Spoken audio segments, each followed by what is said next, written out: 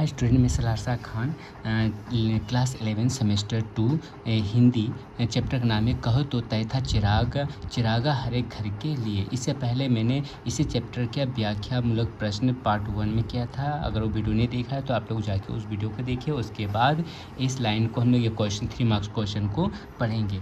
ऐसे आप लोग जल्द से जल्द इसे नोट डाउन कर लें या स्क्रीनशॉट कर लें। पहला क्वेश्चन है, दुष्यंत कुमार की गज़ल साए में धूप में राजनीतिज्ञों की कथनी और करनी के अंतर को किस प्रकार प्रस्तुत किया गया है। आंसर होगा, कवि दुष्यंत कुमार ने कहा है कि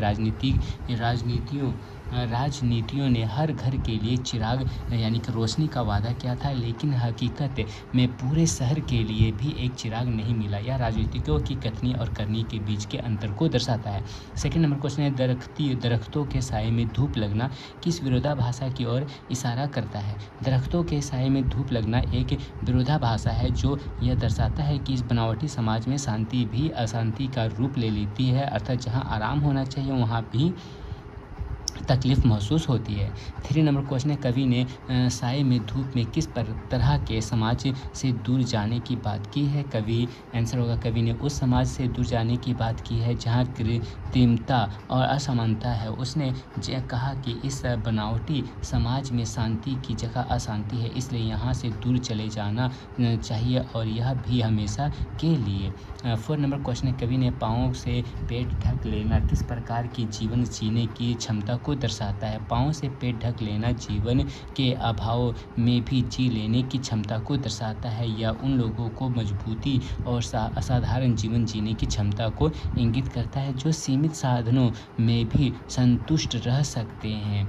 5 नंबर क्वेश्चन है, दुष्यंत कुमार के अनुसार आदमी को ईश्वर की बजाय किससे संतोष मिल सकता है। दुष्यंत कुमार के अनुसार यदि आदमी को ईश्वर न मिले तो उसे उसके ख्वाब सपने से संतोष मिल सकता है। सपनों में उसे कोई हसीन नज़ारा देखने को मिल सकता है और वही उसके लिए पर्याप्त होगा। 6 नंबर क्वेश्चन है, कवि किस प्रकार पत्थर के पिघलने को संभव मानता है। कवि का मानना है कि पत्थर भी पिघल सकता है, परंतु इसके लिए आवाज़ में असर होना चाहिए। वह अपनी आवाज़ में इतना प्रभाव लाना चाहता है कि उसकी बातों से पत्थर भी पिघल सके। 7 नंबर क्वेश्चन है, तेरा निज़ाम है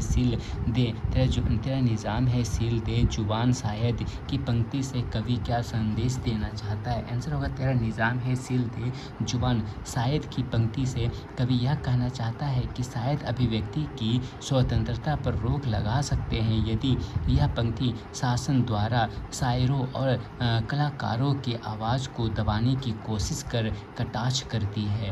8 नंबर क्वेश्चन है, कवि अपने बगीचे में गुलमोहर के तले जीने की बात क्या करता है। कवि अपने बगीचे में गुलमोहर के तले जीने की बात इसलिए करता है क्योंकि वह स्वतंत्र रूप से जीना चाहता है, जहाँ उसकी ज़िंदगी पर किसी और का नियंत्रण ना हो और वह अपनी मन मर्जी से जीवन व्यतीत कर सके।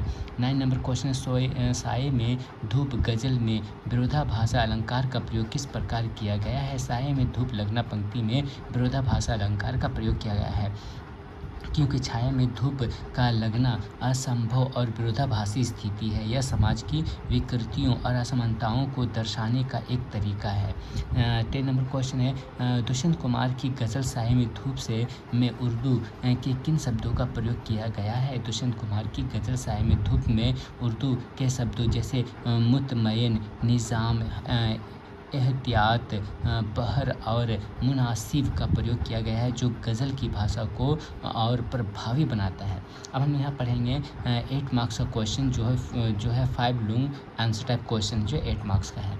तो यहाँ पे पहला क्वेश्चन है, दुष्यंत कुमार की गज़ल साए में धूप में राजनीतिज्ञों की कथनी और करनी के बीच के अंतर को किस प्रकार प्रस्तुत किया गया है, इसका विस्तार पूर्वक वर्णन कीजिए। तो आंसर है, दुष्यंत कुमार की गज़ल साए में धूप में कवि राजनीतिज्ञों पर तीखा व्यंग करते हैं। उन्होंने इस गज़ल के माध्यम से राजनीति में फैले असमानता और छल प्रपंच को उजागर किया है। कवि कहता है कि राजनीतिज्ञों ने यह वादा किया है कि हर घर को रोशनी प्रदान की जाएगी, हर व्यक्ति के जीवन में खुशहाली आएगी। जहां चिराग को खुशहाली और विकास का प्रतीक माना गया है, लेकिन वास्तविकता यह है कि शहर के लिए भी एक चिराग मैसर नहीं हो पाया। यह वादा पूरी तरह से खोखला साबित हुआ। इस प्रकार कवि ने राजनीतिज्ञों के आश्वासनों और वास्तविकता के बीच के बड़े अंतर को स्पष्ट रूप से प्रस्तुत किया है। इन पंक्तियों के माध्यम से कवि ने यह बताया है कि समाज में दिखावा और बनावटीपन की अधिकता है। यह व्यंग्य सामाजिक और राजनीतिक स्तर पर व्याप्त अराजकता और भ्रष्टाचार पर तीखा प्रहार करता है। विशेष बातें इसमें क्या दिया गया है कि राजनीतिज्ञों द्वारा दिए गए झूठे आश्वासनों का पर्दाफाश किया गया है। कथनी और करनी का अंतर समाज की असमानता को दर्शाता है और कवि ने गहरी सामाजिक और राजनीतिक चिंताओं को व्यक्त किया है। ठीक ना, मुख्य बात इसमें थी। और सेकंड नंबर क्वेश्चन है, दरख्तों के साए में धूप लगती है पंक्ति का क्या अर्थ है, इसे विस्तृत रूप से समझाइए। तो दुष्यंत कुमार की इस पंक्ति दरख्तों के साए में धूप लगती है में एक विरोधाभास छिपा है। सामान्यतः दरख्तों के साए में धूप से बचाव होता है, लेकिन कवि ने यहाँ इसका प्रयोग समाज में फैली असमानता और विकृतियों को दर्शाने के लिए किया है। कवि के अनुसार यह समाज इतना विचित्र है कि यहाँ जहाँ शांति और सुकून मिलना चाहिए वहाँ भी अशांति और असंतोष का अनुभव होता है। साये में साया यानी कि छाया को हम आम तौर पर सुख, शांति और आराम का प्रतीक मानते हैं, जबकि धूप को तकलीफ, परेशानी या चुनौती का प्रतीक माना जाता है। कवि ने कहा है कि इस समाज में स्थिति इतनी जटिल और असामान्य है कि पेड़ों की छाया में भी धूप महसूस होती है। यह स्थिति विरोधाभासी है और समाज में व्याप्त आडंबर को उजागर करती है। विशेष बातें इसमें दिया गया है कि इस पंक्ति में विरोधाभासी अलंकार का सुंदर प्रयोग किया गया है। यह पंक्ति समाज की असमानता, अराजकता और बनावटीपन की स्थिति का तीखा कटाक्ष करती है। समाज की अस्वस्थता और अशांति का प्रतीकात्मक रूप में चित्रण किया गया है। 3 नंबर क्वेश्चन है कि ना हो कमीज तो पाँवों से पेट ढक लेंगे पंक्ति से कवि क्या संदेश देना चाहता है, इसका विस्तार से वर्णन कीजिए। तो इसका आंसर, ना हो कमीज तो पाँव से पेट ढक लेंगे पंक्ति में कवि ने अभावों में भी जीने की कला को प्रस्तुत किया है। दुष्यंत कुमार ने इन पंक्तियों के माध्यम से साधारण जीवन जीने और सीमित साधनों के बावजूद संघर्ष करते रहने की बात की है। यह पंक्ति बताती है कि भले ही हमारे पास साधनों की कमी हो, फिर भी हम परिस्थितियों के अनुसार ढल कर जीवन जी सकते हैं। कवि इस पंक्ति से उन लोगों की मानसिकता और जीवटता को दर्शाता है जो कठिन परिस्थितियों में भी हार नहीं मानते और अपनी रचनात्मकता से समस्याओं का हल ढूंढते हैं। यह समाज के साधारण और निम्न वर्ग के लोगों की संघर्षशीलता और सहनशीलता को दर्शाने वाली पंक्ति है। कवि ऐसे लोगों को जीवन के सफ़र के लिए उपयुक्त मानता है, क्योंकि ये लोग कठिनाइयों से घबराते नहीं बल्कि उनका सामना करते हैं। विशेष बात इसमें हो गया कि पंक्ति समाज के अभावग्रस्त और संघर्षशील लोगों की जीवटता को दर्शाती है। यह पंक्ति कमीज के प्रतीकात्मक प्रयोग के माध्यम से गरीबी और कठिनाइयों के बावजूद जीवन जीने की कला सिखाती है। साधारण जीवन जीने की शक्ति को महत्व दिया गया है। 4 नंबर क्वेश्चन है, खुदा नहीं ना सही आदमी का ख्याल सही पंक्ति का क्या महत्व है, इसके आधार पर कवि की सोच का विश्लेषण कीजिए। दुष्यंत कुमार की यह पंक्ति हमारे गहरे दार्शनिक और जीवन परक विचारों को व्यक्त करती है। खुदा नहीं ना सही आदमी का ख्वाब सही पंक्ति का अर्थ यह है कि भले ही ईश्वर का अस्तित्व ना हो, लेकिन मनुष्य के सपने उसे प्रेरित करते हैं और जीने का मकसद देते हैं। कवि के अनुसार ईश्वर ना मिलने की स्थिति में भी मनुष्य के लिए उसके सपने और उसकी उम्मीदें काफ़ी है।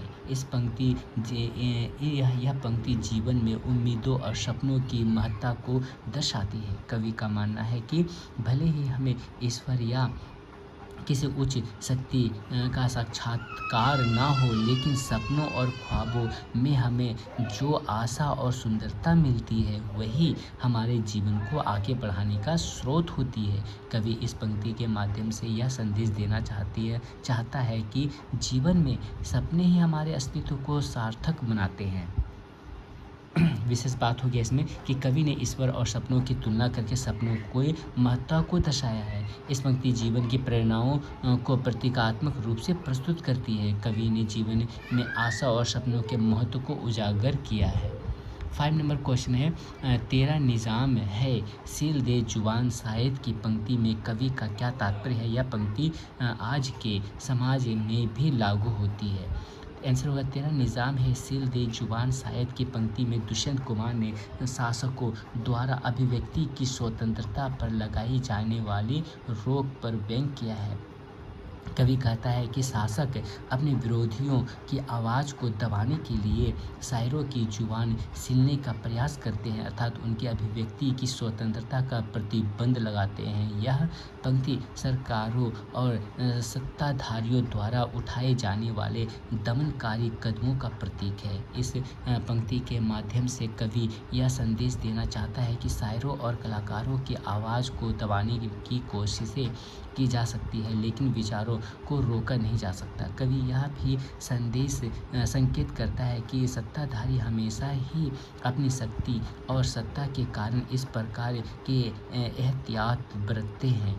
यह पंक्ति आज के समाज में भी उतनी ही प्रासंगिक है जहाँ अक्सर सरकारें या सत्ता या बैठे लोग अभिव्यक्ति की स्वतंत्रता पर पाबंदी लगाने की कोशिश करते हैं, चाहे वह मीडिया हो, लेखक हो या कलाकार। सत्ता विरोधी आवाज़ों को अक्सर दबाने के प्रयास होते हैं। इस प्रकार यह पंक्ति आज के समय में भी सत्य प्रतीत होती है। विशेष बातें हो जा रहा है इसमें कि पंक्ति में कवि ने अभिव्यक्ति की स्वतंत्रता पर रोक लगाने का विरोध किया है। यह पंक्ति सरकारों द्वारा दमनकारी नीतियों का प्रतीक है। कवि ने शायर की जुबान को सत्ता के खिलाफ संघर्ष का प्रतीक माना है।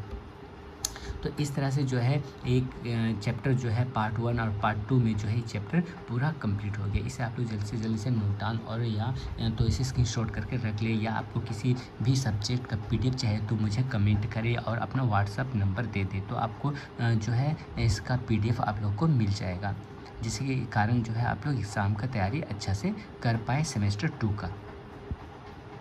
तो आज के लिए वीडियो यहीं